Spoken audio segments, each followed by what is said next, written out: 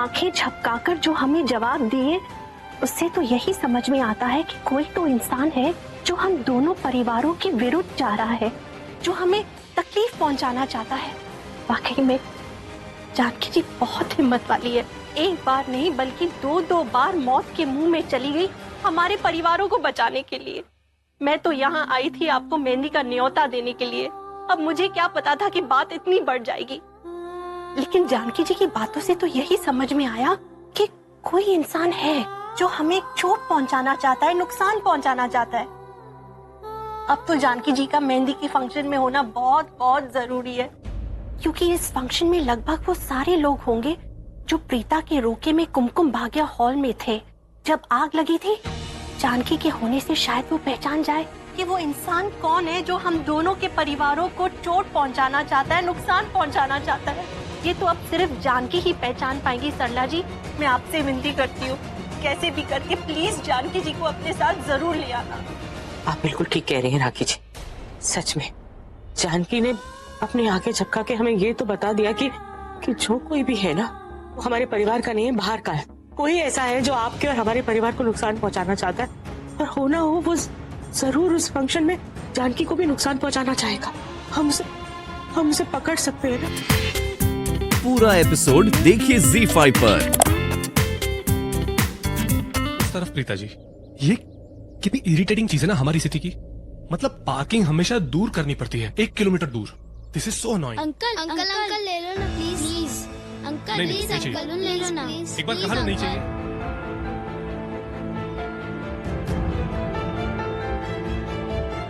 दीदी ये ले लो ना प्लीज। दीदी प्लीज ना।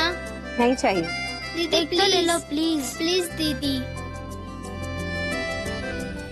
आप ना इसे अपने बॉयफ्रेंड को दे देना। अगर आप आज के दिन उसे ये फूल और बलून दोगे तो वो आपको जिंदगी भर प्यार करेगा। इन चीजों में ना ऐसा ही जादू होता है दीदी।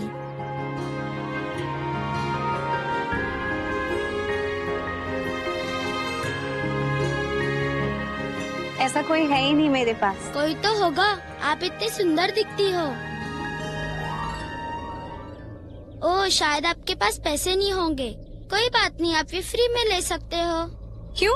क्योंकि आप मुझे बहुत पसंद हो।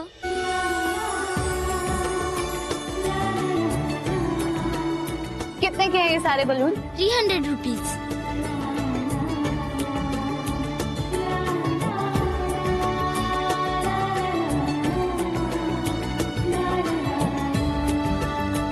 ये लो।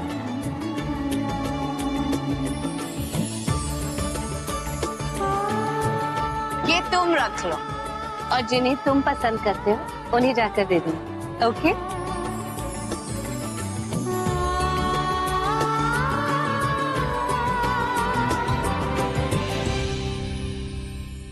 प्रीता जी, ये बलून्स आपने उनसे क्यों खरीदे? वो गंदे रोड साइड भिखारी बच्चों से। पता नहीं वो लोग ये कहां से लाकर हम लोगों को ये बेचते हैं। इनमें बहुत जर्म्स होते हैं। प्लीज आप हटाइए इन्हें।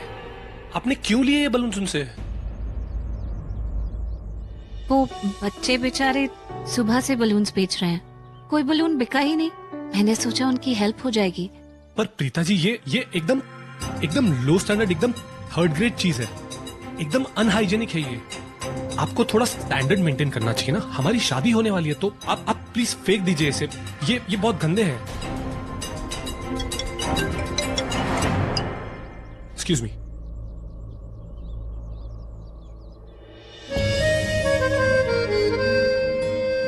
ठीक है, मैं तुम्हें हवा में छोड़ देती हूँ। पता नहीं किसके नसीब में होगे तुम। उम्मीद करती हूँ कि जिसे भी मिलो वो तुम्हारी कद्र करे। कोई ऐसा इंसान जो असली मायने में प्यार के लायक हो। ये प्यार की निशानी बस ऐसे ही किसी इंसान को मिले। अरे मेरी बात सुन यार, Will you listen to me? इसने पीता के साथ रोका किया, शर्ली ने तेरे साथ सगाई की, लेकिन एक दूसरे के साथ मिलने का मौका नहीं छोड़ते ये दोनों। तो ये कमीना इस रूम से बाहर निकला। मैंने शर्लिन को फोन किया था, उसने कहा वो रूम नंबर 5 में है, और रूम नंबर 5 ये रात जहां से ये कमीना बाहर निकला। करण, अंदर कोई नहीं है। करण, दरवाजा खोल। करण दरवाजा खोल, मुझे तेरे से बात करनी है। एक बार मेरी बात तो सुन करण। करण, अगर तूने दरवाजा नहीं खोला ना तो मैं दरवाजा तोड़ के अंदर आ जाऊंगा। नहीं खोल रहा है ना? ठीक है, मैं दरवाजा तोड़ के अंदर आ रहा हूँ।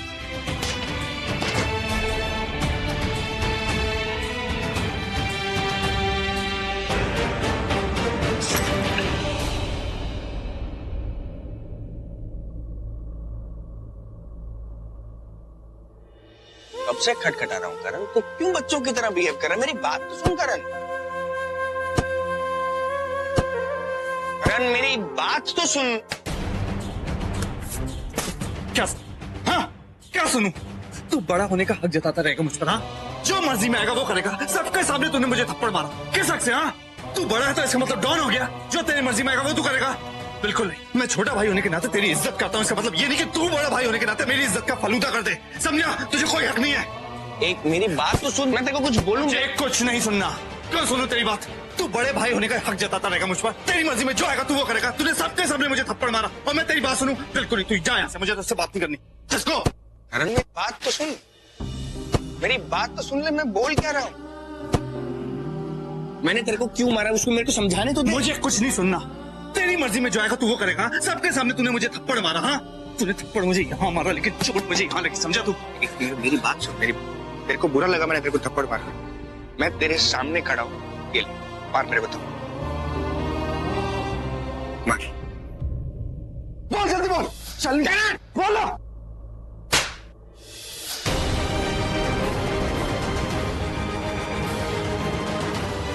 मार मेरे को थप्पड़।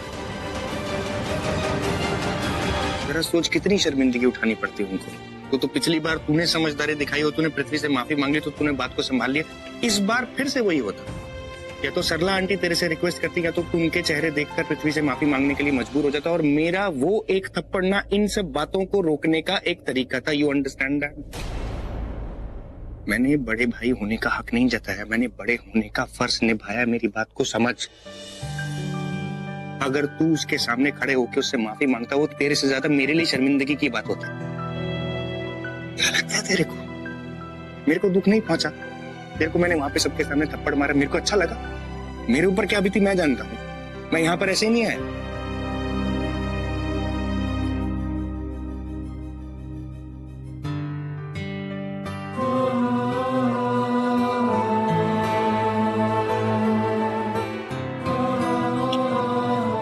अब तो गुस्सा नहीं है?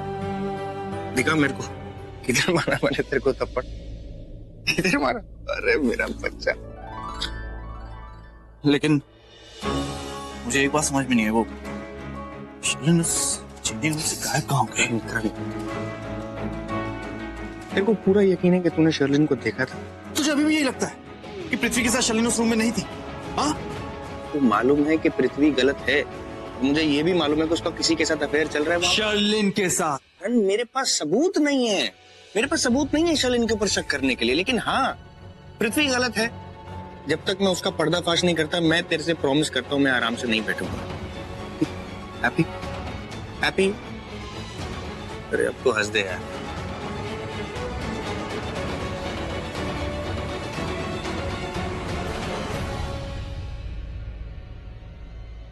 पता नहीं मुझे ऐसा क्यों लगता है कि पृथ्वी सिर्फ प्रीता को धोखा नहीं दे रहा, कोई बहुत बड़ा खेल खेल रहा है वो कमीना। और वो खतरनाक खेल क्या है इसका जरा सा भी आइडिया नहीं है हमें। मुझे बहुत ज्यादा अलर्ट रहना होगा। जब तक मैं उसकी सारी सच्चाई नहीं जान लेता, चैन की सांस नहीं लूंगा। मैंने आज तक आपसे कोई फेवर नहीं मांगा है। अगर आपके मन में मेरे लिए जरा भी इज्जत है तो प्लीज आप माँ से कुछ मत कहिए। करण ने जो कुछ भी किया उसकी सजा उसे मिल गई ना, तो अब बार बार किसी को नीचे दिखाने का क्या मतलब है? आप तो अच्छे इंसान हैं, इतने शरीफ हैं, इतने समझदार हैं।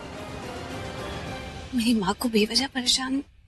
देखिए प्रीता जी, ऑनेस्टली स्पीकिंग, आज स्टोर में मेरे और करण के बीच में जो भी हुआ उसके बारे में मैं आंटी को सिर्फ इसलिए बताना चाहता था ताकि आंटी उस करण को कंट्रोल कर सके, ताकि दोबारा वो ऐसी गंदी और नीच हरकत ना करे।